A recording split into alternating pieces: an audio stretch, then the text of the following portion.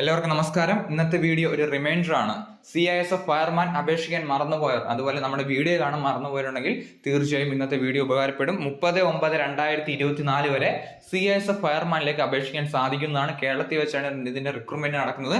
കേരളത്തിൽ വെച്ചാണ് ഇതിന്റെ കംപ്ലീറ്റ് പ്രോസസ്സും നടക്കുന്നത്. അതുകൊണ്ട് തന്നെ നല്ലൊരു അവസരമാണ്. കേരളത്തിലാണ് ഫിസിക്കൽ ടെസ്റ്റ് ഉണ്ടായിരിക്കുന്നത്. സോ 21,700 മുതൽ 69,700 സാലറി ലഭിക്കുന്നതാണ്. 30/9/2024 അവസാന തീയതി. ഇന്ന് 23 ആയിട്ടുണ്ട്. അപേക്ഷിക്കാൻ മറന്നുപോയിട്ടുണ്ടെങ്കിൽ തീർച്ചയായും ഇത് അപേക്ഷിക്കുക. ടോട്ടൽ 1130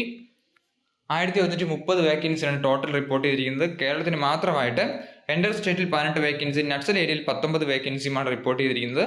ക്വാളിഫിക്കേഷൻ +2 സയൻസ് പഠിച്ചവർക്കാണ് അപേക്ഷിക്കാൻ സാധിക്കുന്നത്. ഏജ് ലിമിറ്റ് 18 മുതൽ 23 വയസ്സ് വരെയാണ് അൺറിസർവ്ഡിന്. ഇതിൽ 3 വർഷം OBCക്കും 5 വർഷത്തിൽ SC കാൻഡിഡേറ്റ്സ് ലഭിക്കുന്നതാണ്.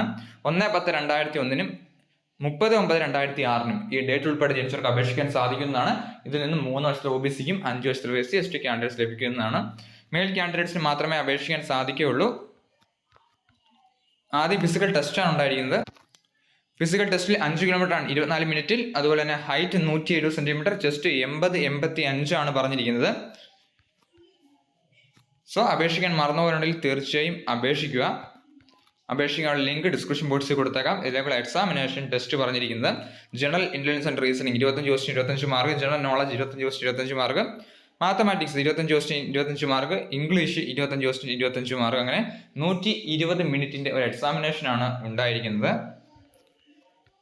സോ അപേക്ഷിക്കാൻ ആഗ്രഹിക്കുന്ന തീർച്ചയായും അപേക്ഷിക്കുക. ഈ വീഡിയോ ഉപകാരപ്പെട്ടെങ്കിൽ ലൈക്ക് ചെയ്യാൻ മറക്കരുത്. അതിലെന്തെങ്കിലും സംശയം ഉണ്ടെങ്കിൽ തീർച്ചയായും കമന്റ് ചെയ്യുക.